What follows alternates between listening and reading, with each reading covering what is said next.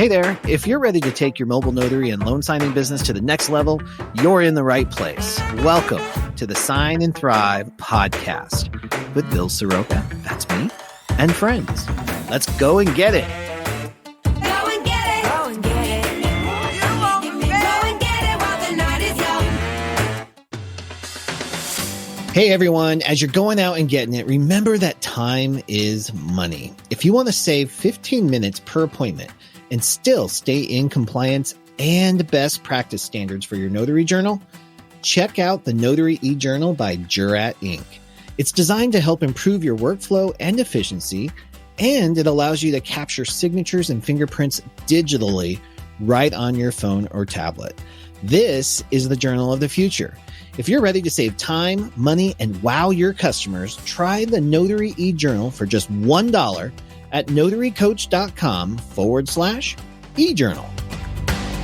Hey, welcome to the Sign and Thrive podcast. It's my honor, my pleasure to introduce you to fellow notary, creative, and friend, Kim Flanagan out of California. Kim, thank you so much for joining me on the podcast. Finally. Thank you so much for having me, Bill. My pleasure. Well, it's my pleasure too. I've been looking forward to this conversation in so many ways. I think you bring so much to the notary industry. So what we're going to get to talk about a little bit today is just your journey.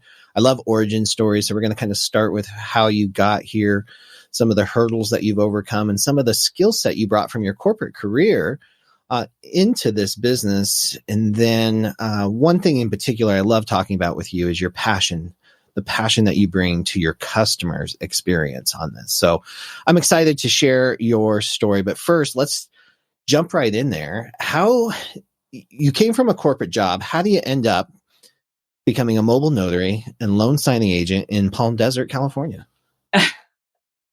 Kind of by accident. I got a refi. I refinanced my house. I wanted a home equity line of credit. And when I was getting set up with my loan documents, and I thought, boy, I'm going to take a day off work to drive in to get these signed. And she said, oh, no, we can send a mobile notary out. And I was like, what? They have those? And so they sent a mobile notary out. And this professional woman came out and I just looked and I thought, hey, you can do this for a living? Like, this is really interesting. And she pulled out a journal and she pulled out stamps, and I'm an office product nut. And I was like, wow, she gets a stamp and she gets a journal. And this is really interesting. And these are like details that I like doing. I liked what she did. So it kind of introduced me to that's even a job. I didn't even think it was something I could do. And in corporate, there were some major changes happening.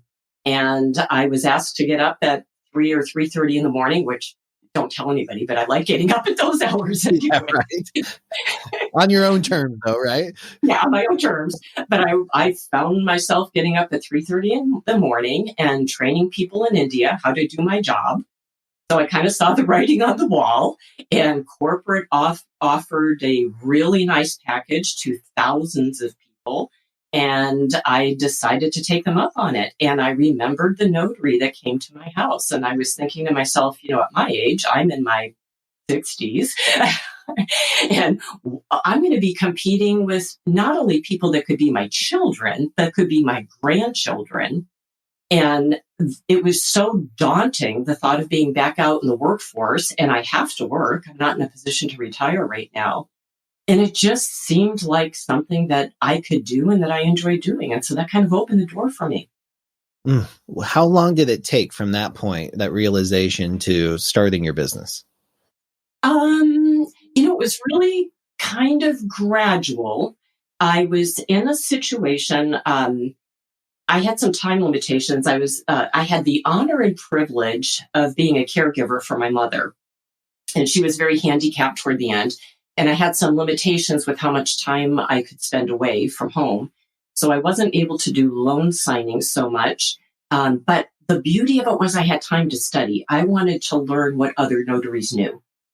And so I took the time to take as many classes as I could take. I got certified in, I don't know if I want to list all of them, but I took a lot of different courses.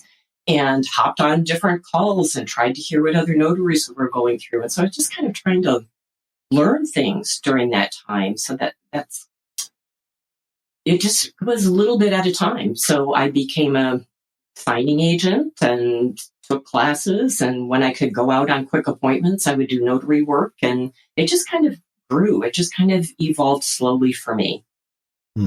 I love that. And I love that you had the gift of being there for your mother on that. I love that story. I think that really was a beautiful time. And I loved how committed you were. I'm so grateful that I could be a part of that chapter of her life, and she was so supportive. She would be thrilled with us. She would just be so happy. I'm sure she's with me all the time anyway, but yeah. So good things can come out of limitations, right? Yeah. Well, and you really optimized that time that you did have by learning. And I know that you kind of skipped over that part, but I wondered if you would share the different courses that you did take to gain your knowledge. Do you mind sharing those? No, not at all. So I started like everybody with a National Notary Association. And then I took Notary to Pro Next, Carol Ray's program. Yeah. I took a loan signing system, Mark Will's program. I signed up with Sign and Thrive. So I didn't get my certificate, but boy, do I love your Notary Coach Sign and Thrive program. It's actually my favorite. I took individual classes. Laura Beaver, I took some individual classes with her. There's a My Notary Academy, which is a local California group that put things together. So I just would try to pick things up. Bill, it was kind of like there was so much that I had to learn because I knew it was this whole different business. And I didn't want to be embarrassed when I was out on signing. So I was just trying to prepare myself. What would I do if this happened? What would I do if that happened? So I wanted to hear and learn from other notaries' experiences so it would be smoother when I was at a signing. I think if you come across as knowledgeable and professional and organized and all that the clients are more forgiving. They're not asking for perfection, but if you've established yourself and they trust you and you're kind and you seem to know what you're doing, they're really forgiving. So it was kind of trying to think ahead of some things that I could eliminate what might be a stressful situation or that kind of thing. But I just really enjoyed learning from other notaries and helping me to be more prepared when I was out at a signing and being able to feel more confident. I love that you took that on because, when I was first in this business, first, I didn't respect this business at all. Like it was truly, and I treated it like an ATM machine.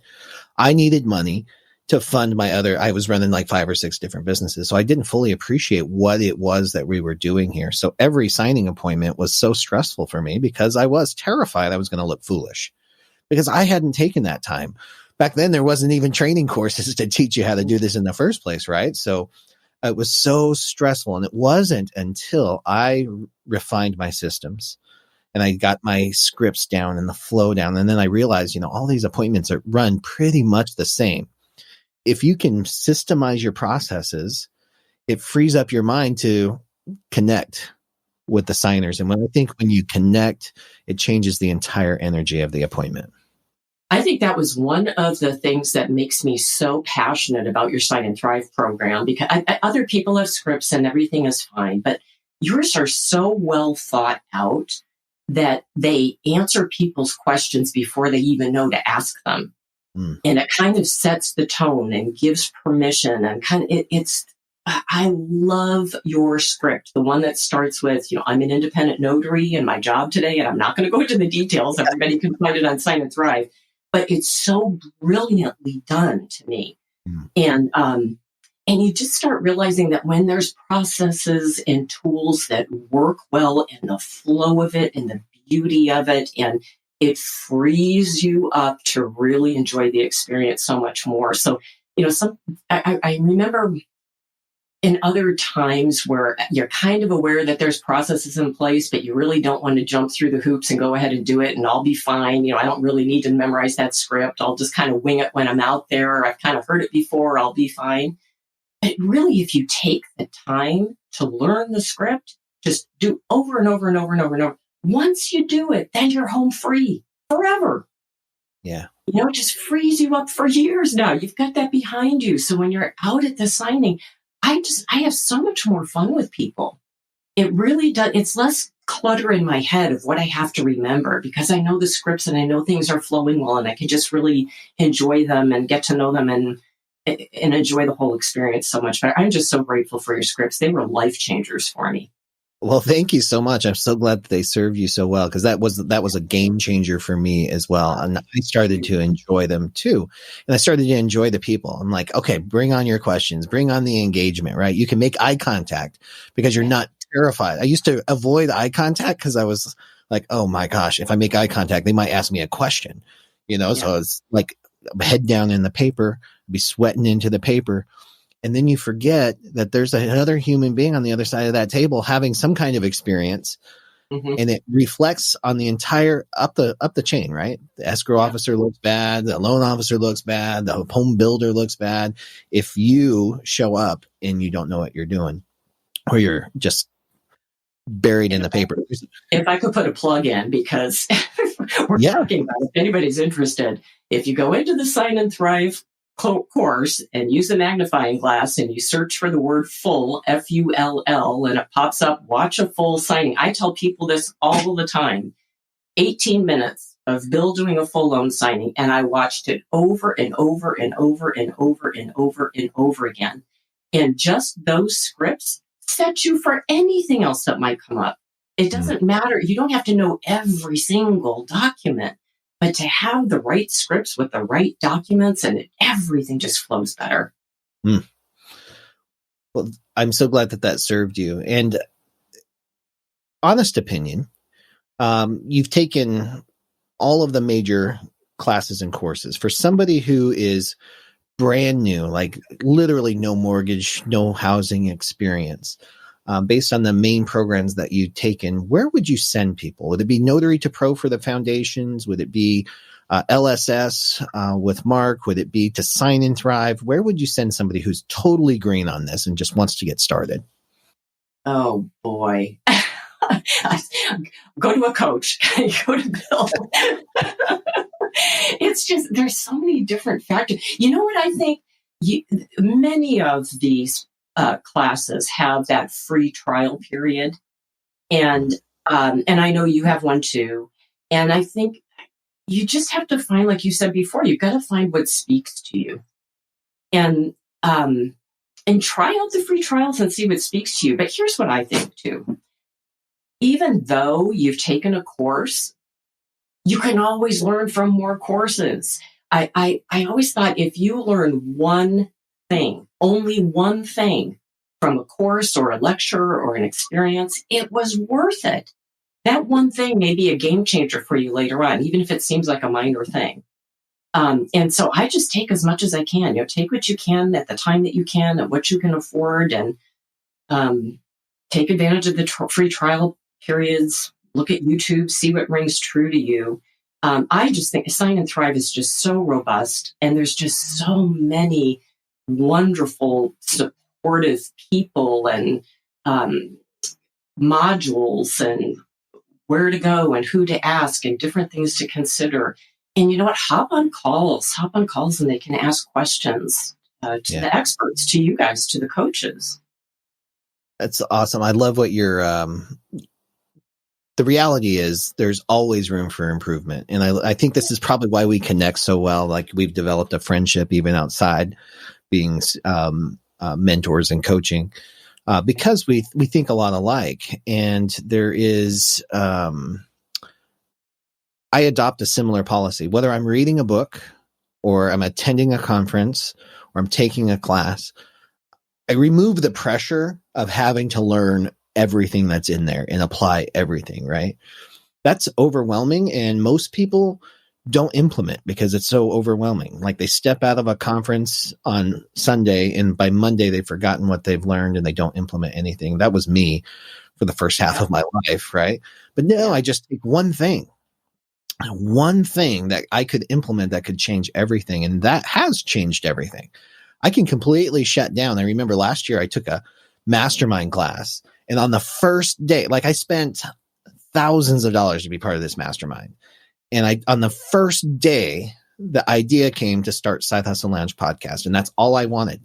I didn't even know that's what I wanted. It dropped into my head. The plan rolled out. I could see everything. And I was done with that mastermind. I was like, all right, I got what I needed. It was expensive, but I got what I needed. But that took the pressure off. Just getting that one thing. You never know when it's going to hit you. And it can be a surprise sometimes. Now, speaking of inspiration, you tying into your business, one of my favorite sayings for this business is it's ripe for innovation and those with the courage to step into that. And you've done that in several unique ways. You're a self-professed office supply geek, and you are really good at finding this stuff. I mean, I remember when I came to your house for the first time and you showed me all the cool stuff you have to make things easier, but not necessarily for you, right? This is for your customer experience. Where does that come from? Oh, I don't know. I just don't know. From the office supply thing, boy, this is so embarrassing, but it's a true confession. From the time I was a young kid, I loved office supplies. I was like a kid in a candy store if you put me in an office supply store. And I remember my favorite Christmas as a kid was when Santa Claus bought me a Sears Best adding machine and a bunch of invoices and carbon paper and all kinds. Oh my gosh, awesome. Oh my God, I was on cloud nine. I just thought that was the best thing ever. So this kind of goes far back as far as my office product nerd stuff goes.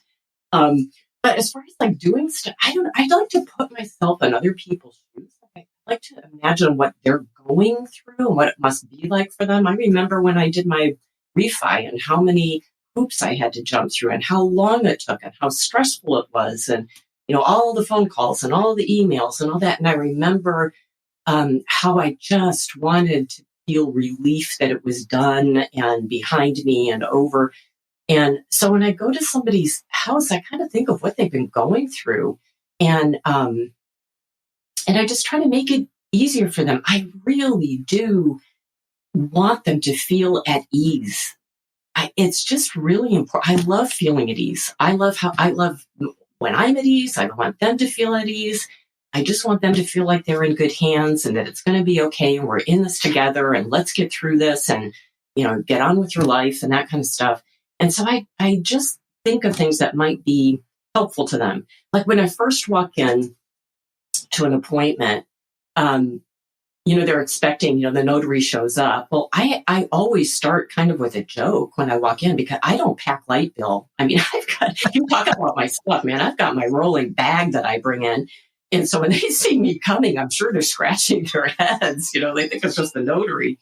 And I come wheeling up with my thing and I say to them, I know it looks like I'm spending the night here, but I promise I'm not. So it kind of breaks the ice. Right. I love that. And we sit down at the table and I say, it just takes me a few minutes to get set up here. And I start unpacking and I give them things. I say, I come bearing gifts, but don't get too excited. They're just pens. And it kind of cracks them up and I give them their blue. We're going to be signing with blue ink today so that when they make copies, they could tell the originals. Oh, great. And I have little tent cards that I have where I have, this is how your name appears on the signature line. So this is how they're expecting you to sign. So we've got their name spelled out. And if they have to initial, this is what they're expecting. And this is what today's date is, because I'm telling you, halfway through, you're going to be like, what's the date again today? So I'm like giving them these things. Oh, and then so that I've discovered this other thing. As I'm at some signings, I've realized some people's tables are textured. They might be a wood grain, or it might have a border, or they might have a tablecloth on it. So if they're going to sign something, sometimes it's difficult to sign on their table.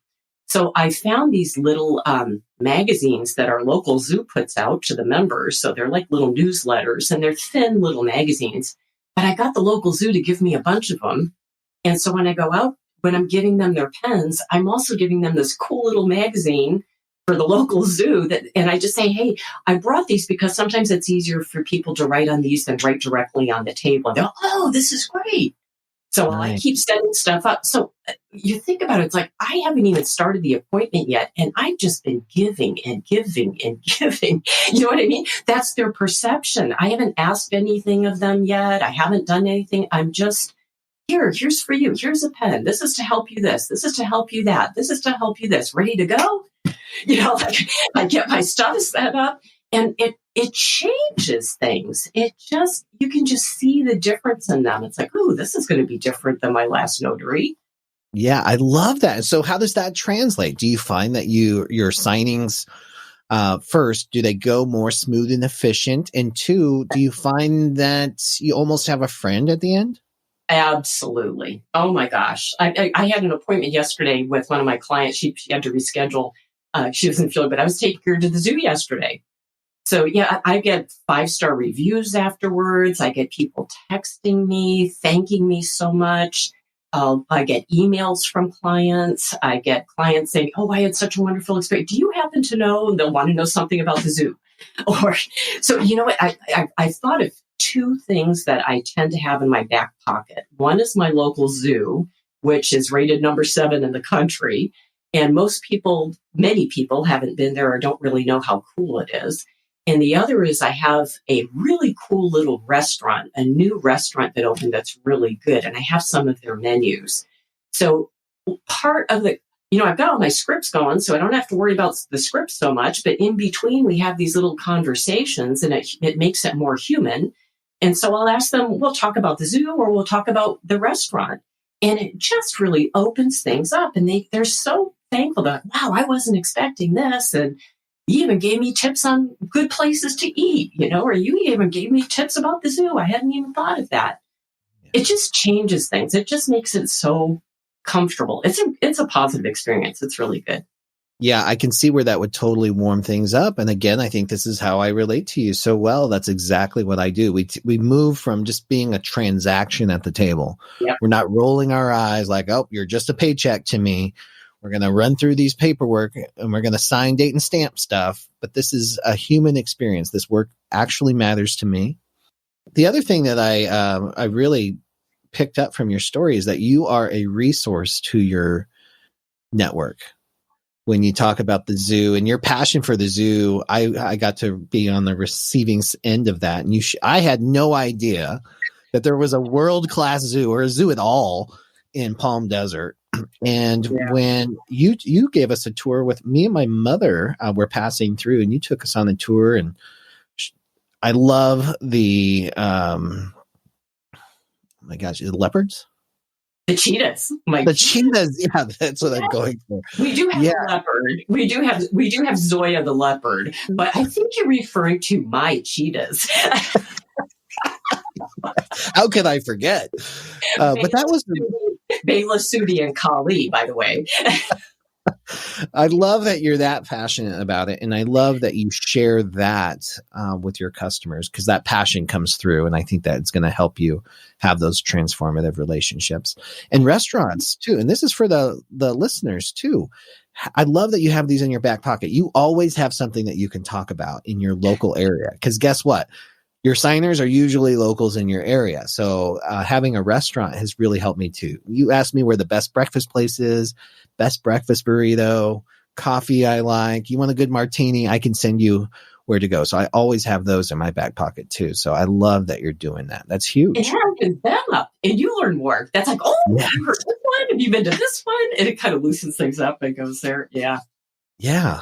Fantastic. So we got a really good idea there of some of the things you do to make things easier on your customer. Now, you also recently created 2 things that make life easier for the notary. And I'd like to, do you mind if we talk about that real quick? No, I'd love to. Segue into this. I'd really like to start with your integration of general or specialty notary work, because you didn't just focus on loan signings. You branched out into general and specialty notary work, right? Mm-hmm. I don't know where to go with this. No, that's good. Well, I want to talk about the the onboarding form. What are we calling it? Oh, the client intake form for that? The client intake form first. Yeah. So I want to talk about how the client intake form came about in your specialty work. Well, that was actually inspired by Laura Bewer. And I think it may have started because of the original client information sheet for the loan signing agent, which I'll talk about in just a minute. But I think that kind of got the idea going. And I had taken many of Laura's classes, and I just adore her, and I'm learning all kinds of specialty work things from her. And she had some questions that she would ask people on the phone when she would interview them, not interview them, but when they called for an appointment, she wanted to make sure that certain things were covered. And we kind of worked together, and I just put together the specialty notary work client information. And by the way, it's the #1 seller on Notary Ally. Is like huge for some reason. Everybody wants the client information form for general notary work, which is really good. It just helps prompt you through the conversation when somebody calls you, and it establishes your credibility, gives you a better picture of what you're getting into, makes them more prepared, makes you more prepared. And whether it's somebody calling for themselves or if they're calling for somebody that's in a facility, maybe a relative, and it just gives you some nice prompts for what to ask and what you're getting into before you get out there, so everybody's prepared. It's amazing that you. I think this is one of those things you created for yourself that is the industry is craving, and this is what I mean. Like we're ripe for innovation, and notaries needed this because one of the most common questions both Laura and I get is, okay, the phone rings. What do I say? Usually the client runs the phone call, right? They run the conversation. What do you charge for this? Yeah, how much is it? Exactly. That's the first thing. And most notaries just answer the question.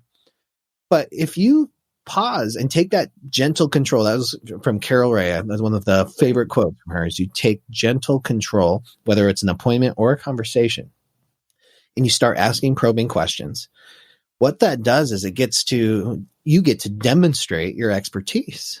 Mm-hmm. So it establishes that you're more than just a stamp. This work matters. Whatever it is, the document that client has is powerful. It's transferring legal rights to somebody. It's transferring wealth, perhaps. So it's a big deal. So when you get to ask those questions, and that's what the cool thing about your intake form is, it walks people through that. It walks people through the witness question. Are witnesses required? And the thing is, we as notaries, I think we assume that the customer just knows what they need or want. But in our world, as a notary public, that's not always the case. In fact, I would say it's rarely the case that the client or the signer really knows what they need. Somebody just said, you need a notary, or they saw a section that says signed in front of a notary or whatever it might be. So we've got to be the beacon of light through the transaction, right? And walk them through there. And I think that's the real power of this intake form that you've created. But, by you talking about this, it kind of got me thinking. So I have the journal, but it didn't start as a journal. I never thought you're going to create a journal, and it didn't start like that at all. It started way, way, way back. My first client information form I did for myself when I first became a loan signing agent. And I started registering at with different signing services. And as the jobs started coming in, and again, this is at the beginning, and you're thinking in your head all of the things that you need to remember about the documents and the processes and, what you're going to say and all your scripts. Well, then I start getting these emails from the signing services, and then I've got pages of instructions, and this one wants this and this one wants that. But the thing that really was getting me overwhelmed was, how do I communicate? This one was on signing agent. This one was on SnapDocs. Another one's on signingorder.com. Another one has their own platform. One wants me to email them. One is texting me. And so I was feeling like, how am I going to remember who's who and how I have to stay in touch and where I send the FedEx label and all that kind of stuff. And I thought, I just need to have a piece of paper for this signing that I can refer to easily, that I know, oh, this is who hired me and this is the platform that I communicate. I email them, I go on to signing order, I go, whatever it is. So it started simply like that. I just wanted the piece of paper to say the file number, the contact name, how do I reach them? And then it kind of grew, and I thought, well, if I'm doing that, it would be good to have maybe what the tracking number was. Maybe I'll put the rescission date on there. Maybe I'll put a note for what the cash to close was. Maybe it would be nice to have a place for the escrow officer. So I'm just trying to think of things that would make it. Remember, I like ease. What's going to make it easier when I'm at the table? If something comes up, I want to be prepared and not have to rummage through something to try to scramble and find a phone number or a contact or who do I reach or how. So I just put a piece of paper together with boxes of where I had all this helpful information. And then I took one of Laura Bieber's classes on a mock loan signing. Now, I'd been through plenty of loan signing things before, but like I said, I like to see how people do things. And I took her mock loan signing class, and it was during COVID, and she was explaining how she takes two sets of documents. She takes the copy and she gives the client the copies, the documents that they'll be signing, and she uses the client copy and vocally guides them through the signing from a distance, and just guides them, prompts them through their signings. And one of the things that she mentioned is while the clients are signing and flipping through pages, she starts entering in her journal. And I'm thinking, wow, that would be a good idea. That would save me time at the table if I could start entering my journal in the middle of the signing. And so I thought, okay, well, while I'm preparing my documents next time, I'm going to start writing down the documents that I'm going to be notarizing, or they'll have notarized signatures on. So I'll just start documenting what's coming up so I can start filling in my journal while they're working. And then I thought, oh, geez, I'm writing far too much. I mean, this is like, I don't like writing all this stuff. So I typed some document names up and I just started checking them off. And that became my client information sheet that I did just for myself. And then I thought, somebody should create a journal where I could just transfer this stuff right from my client information sheet right into the journal. It would make it a lot easier. Somebody should do that. Somebody should. Somebody should. It sure would be nice if somebody would do that for me. And I thought, I had no idea how to create a journal or anything, but it just started thinking into my head, what would happen if I did this? Or what would happen if I did that? What would happen if I did that? And then something weird started happening, Bill. I love it when weird stuff happens. What happened? Okay, I'm going back to my favorite Sign and Thrive stuff again. I love your courses. One of the things that you, I think, are so good at introducing people to is your miracle mornings. Yeah. And I was kind of exposed to something like that before when I'm up really early in the morning. Believe me, there's been many times in my life when that would not be an option at all. I wasn't really an early morning person. But when I started getting up early, there's just like a peacefulness and a calmness to it and a beauty to it. And I started doing some of the same things that you're talking about in your system. I started journaling. I started meditating. Oh my Lord. I was like, I don't know how to meditate. And I don't know how to do, you know what? Just quiet your mind. It's just quieting your mind. Just listen to the air conditioning vent for 15, 20 minutes. Just quiet your mind. You don't have to be an expert on, how to meditate, and are you using the right things, and are your hands in the right position? I don't know any of that stuff. Just quiet your mind. Yeah. And things started whispering to me. I mean, not like literally whispering. Yeah. But I would get impulses and little thing, nothing earth shattering. Again, it wasn't, oh, you need to create a journal. It was like, I wonder what would happen if. What if I did this? I wonder what that was. And they're just little tiny impulses, and they just kept growing and growing. And when I was when I like calm my mind, and then these impulses would come, and I'd start doing something. All of a sudden I'd realize, I don't know how long I've been doing this. You just kind of get lost in it. And the next thing you know, it's an hour later or something like that. And I think that was another gift that you gave me, Bill, is that you reinforced those tools. And I'd heard about them for years, and I kind of piecemeal them and do a little bit of this, a little bit of that. But I really started seeing a change when I got up and started journaling every day. And it's just for me. It's not for anybody else. You know, the things that I write in there, no one's going to see. Right. So, and honestly, some of the things that changed is I would put in my journal how I like to feel, because I started realizing I wanted things that made me feel the way I like to feel. And I wanted to be less conditional. Let me back up. It was like, I think in the past, I would think, if I just had this, I would feel better. Once this happens, my life will be better. If this would change, things would get better. If this would change, I'd feel better. And I kind of switched that. And I started telling the universe what I wanted to feel and let it bring me things that help me feel that way. Instead of asking for the specifics, it was like, you know what? I love the feeling of ease. I love the feeling of abundance. I love the feeling of joy. I love the feeling of fun. I love the feeling of empowerment. I love the feeling of freedom. And I started writing things how I love to feel. And little by little, the universe started delivering things to me that made me feel that same way.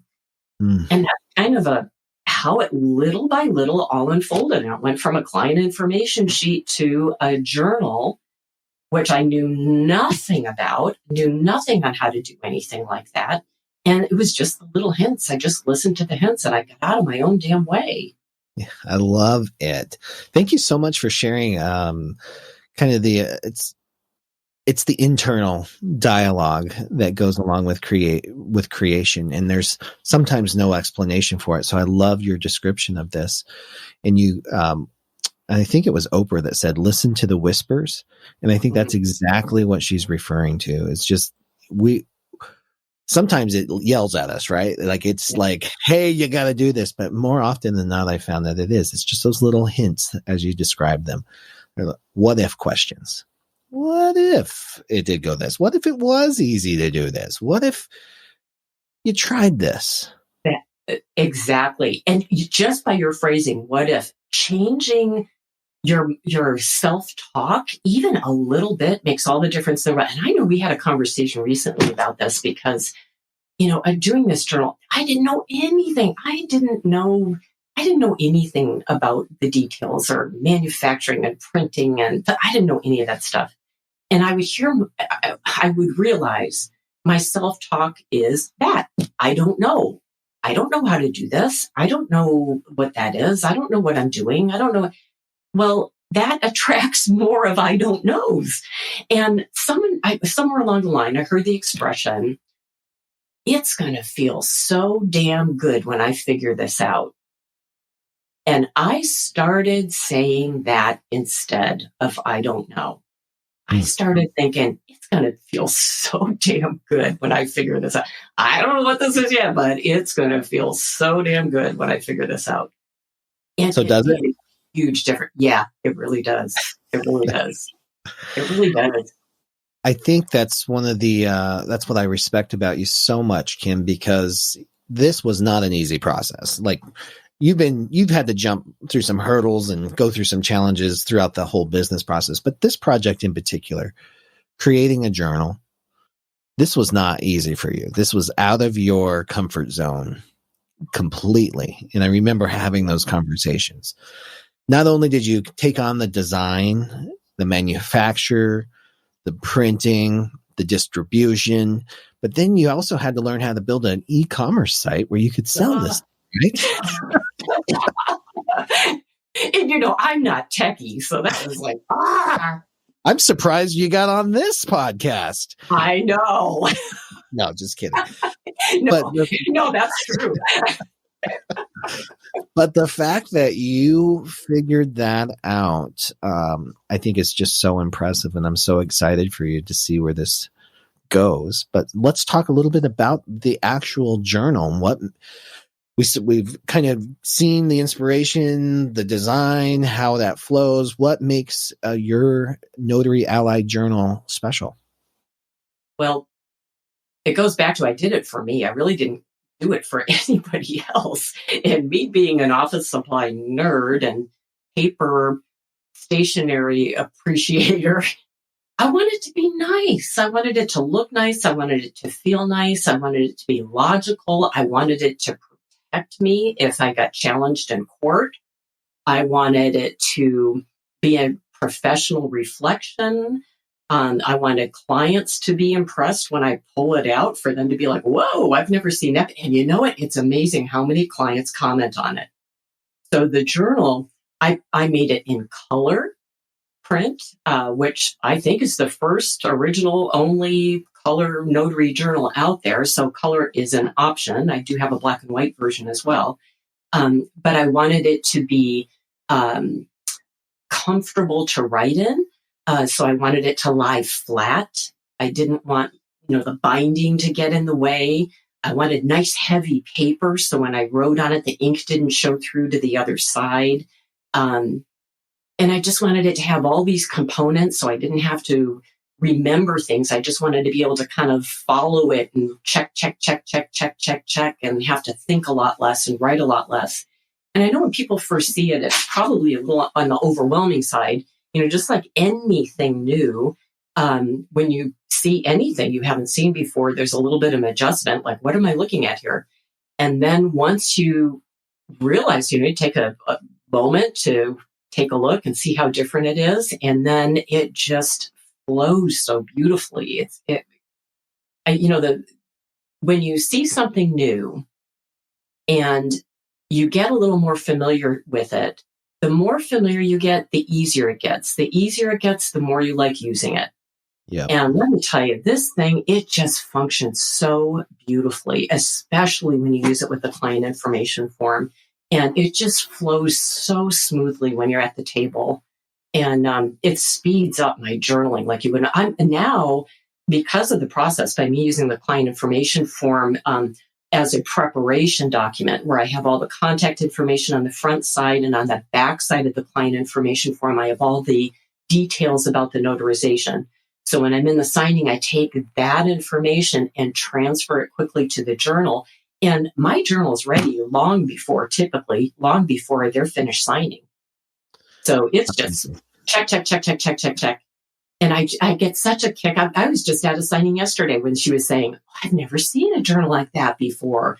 Or how many signings have you been to? And someone says, I used to be a notary.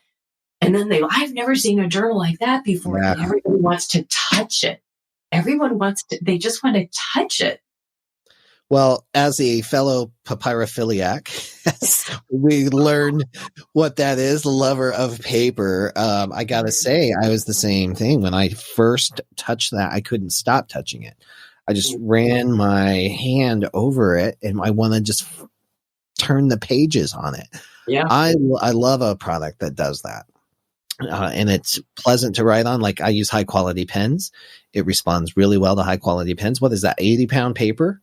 And then the color boxes. Yeah, I think you fulfilled a niche for those who just really appreciate, like, the flimsy paper. The journals that exist already are fine the way they are, but this elevated the game. It really does. It really does. It makes me want to just sit and do notarizations all day. Like, you got to touch my journal, right? Like, I love it. Isn't that funny? Because I think in the past with journaling, you hear people like, oh, it's a necessary evil and you got to do your journaling. I love journaling now. I mean, I can't wait. I pull out my journal and I just love that part of the signing. It's just fun. It's become almost like a game. It is fun. It's fun to check and transfer the information over really quickly. And I just enjoy it. I really enjoy it. That's so great. And then I love that you've even within this, this created a niche boutique style journal for those who appreciate that level of experience. But even within that, you've carved some specialties out for that too, right? You have the loan signing version. Right. So the first journal that I created was a loan signing agent edition. So that one has about 36 pre-typed common documents for loan signing, but there's also a section with about 12 trust signing documents because I was aware that a lot of loan signing agents are also doing trust signings. So the loan signing agent edition also has about 12 trust signing. All of the journals have areas where you can handwrite documents that aren't pre-typed, which makes them flexible so that you can do not only loan signings and trust signings, but you can also do general notary work and specialty notary work. So the current journals, each of them have 6 large areas where you can handwrite other documents. So I should make clear that when I say the loan signing edition, you're not switching from one journal to another. Whatever you do more of, like if you do more loan signings than I have a reverse mortgage edition too. So if you do reverse mortgages more than regular loan signings, you might want to look at that one. If you do regular loan signings, forward loan signings more, that might be the one for you. So we've got reverse mortgage edition, the loan signing edition, and I'm working with a estate planning attorney's office to accommodate specifics just for their kind of offices. So, and then we have the general notary work, specialty notary work intake form too. Oh, but the journal, I was thinking, I meant to mention, in addition to the journal itself, I also include a few little extras. Like I have a rescission calendar that I include in there. And I've also created some placeholders where I've got the documents that answer most people's questions. I have these little tabs, these little placeholders for like the settlement statement, the CD, the note, the deed of trust, the first payment letter. And I tell clients, I've moved the documents that answer most people's questions to the beginning so that we can review those first. And so I have the little placeholders for where the documents originally appear in the stack so that you can put them back in the correct order when you return them to escrow. But let me tell you, clients, that comes up in my reviews. I've had several clients mention that they say I put the most important documents first, but you know what that is. I put the documents that answer most of their questions first. Yeah. So that's another treat that I kind of throw in there too. I try to include on some of the journals and I think that's brilliant. Yeah, that's brilliant. I love that you do that. And you've brought up reviews a couple of times. How do you ask for reviews? This is probably a bad time to ask me because I had problems with Google My Business, so I've got to take that class and get things straightened out. So I'm kind of in a funk. My reviews are going under an old thing. Anyway, I use your scripts that you have. Thanks for making it fun for me too, and ask their permission if we can stay in touch. And, do you mind leaving me a review? I'll send them that. Like I said, I've kind of shied away until I get my Google My Business straightened out on that. But they still text me or email whether they're leaving me an official Google review or not. And that means more to me than anything. I mean, I just love that they appreciated the experience. And the thought that they're even thinking of it afterwards is just mind blowing to me. I just love it. I think that part right there speaks to the value of doing everything that you do in an appointment, to going above and beyond. Like one of the my favorite quotes from Paula Abdul or whoever it gets credited to is, "There's no traffic in the extra mile." So when people complain about congestion and nobody care or whatever they're complaining about, when you go as far as you have gone to enhance the customer experience, Kim, I don't think there's any way to fail. And if somebody, without even being prompted, says, that was so amazing that I'm going to take 2 minutes of my time to send a text message to her to tell her how amazing it was, that's just unheard of. Most people just don't go that far. Can I share another experience? Now, I know at the time, I know I told you this, but this might be, it's kind of an interesting signing experience. So I try to prepare ahead of time, and I got a signing, And I look up the address on Zillow because I like to see where I'm going. So it looks familiar when I get there and I know where I'm going. And I got a signing and I look up the address and Bill, I almost died. It was this unbelievable freaking mansion. And it's currently renting for $25,000 a month. And Budget. yeah. And this was during COVID, when COVID was first out, and I knew that I was going to have to be at a distance from this client. And I knew that I wanted to be really well prepared. I didn't want to make a fool of myself. And so I prepared the documents ahead of time. And this time I flagged where all the signatures are going to go because I knew I was going to be sitting a distance from this person. And I showed up at the signing and we're sitting outside by the pool and we're about 8 feet apart. And I start pulling my things out. And of course, I provide my pens. Brought you gifts. Don't get too excited. They're just pens. And I give them their pens and I'm giving them their tent card and I'm pulling out my journal and I'm just take a minute while I get set up and I'm putting my stamp and getting everything set up. And we're doing the signing and I'm using the technique that Laura had trained me for being at a distance, using the one set of documents to guide them through. And so we're doing the signing and about halfway through, I glance and I realize, oh my God, they're not using the pens that I gave them. And I said, you're not using the pens that I gave you. And they said, oh no, we brought our own. I said, are those blue ink or black ink? They were black ink. We're halfway through the signing. The instructions say blue ink only. I'm in this multi-million-dollar house with people that clearly know what they're like. This is not their first rodeo. Right. And I'm thinking, well, I've got the copies. I've got the client copies. And when I sent it to them, it's like, is that blue ink or black ink? And they said black ink. And I said, it's not blue. You should have seen all of our eyes above our masks were like the old, silent movie days where our eyeballs almost popped out of our head, like, oh no, it's like, oh shit, now what? Right? So I'm like, well, we've got the backup. And then I thought, you know what? Let me call the the escrow officer. I knew that this was going to be an after-hour signing. And before I took the appointment, I've been through this before. Before I took the appointment, I said, I need to have a phone number for after hours if there's any questions at the table. And the escrow officer gave me her mobile number. Wow. So what do? I pull out my client information form, which, by the way, is color, so it stands out from all the other documents at the table. So I pull out my client information form. I said, you know what? Let me call the escrow officer real quick. So I had my form, I called the escrow officer and she says, oh, you know what? I don't have the file in front of me. Do you happen to know who the lender is on that one? And I had it. I said, yep, it's blah, blah, blah. And she said, oh, thank God. No problem. This is going to be fine. You can proceed with the signing. Black is fine. You're good to go.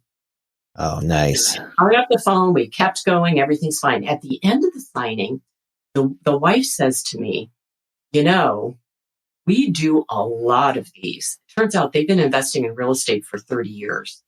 Wow. He is a partner at a huge firm. And she says, you know, we do a lot of these. You are by far my favorite notary that we've ever had. I just love how you did everything. So here's two other things with that. One is I went back and looked through my journal still. That was my 11th loan signing. My 11th loan signing, and I've got these experts in real estate investments telling me I'm their favorite notary that they've ever had. And let me tell you, I think part of it is my knowledge. I did take the time to learn. I knew what I was doing, and I had confidence with that. I was nice, but I think the other was that I came to the table with quality tools, and they knew that I took this seriously, and this was my profession. And at some point in the signing, it always comes out that I love being a notary. And I always hear one of two things. I can tell or it shows. Ah.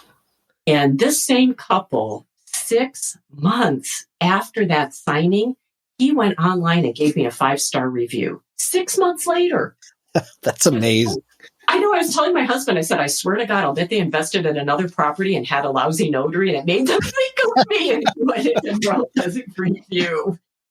It's probably exactly what happened. They learned to appreciate you. I love that. So your scripts and my tools and just being nice. And I think it just left a really good impression. Yeah, I think that's pretty clear. And I think there's the greatest compliment is when somebody says, yeah, it shows that you love this business. And I love that we get to share that together, Kim. Thank you so much for sharing so much of your story, your passion, and your innovation with notaries and your customers. If you're interested in learning more about the Notary Ally Journal or the customer intake forms, you can visit notaryallies.com. So that's Notary Allies, plural, ALLIES.com. You can also find the direct link in the show notes to this very episode. Thanks again, Kim. Thank you, Bill. Thank you so much for listening to this episode of the Sign and Thrive podcast for notaries, brought to you by the Notary e-Journal. I love hearing from notaries all over the country about what this electronic journal is doing for them. Listen to what Ryan has to say in his completely unprepared and spontaneous comment about the Notary e-Journal. This is Ryan from California. I love using the Notary e-Journal because it truly makes the journal process easier for us notaries. My clients love it because it's fast and seamless for them. And at the end of the day, I know how important my clients' time is to them, and the Notary e-Journal definitely helps.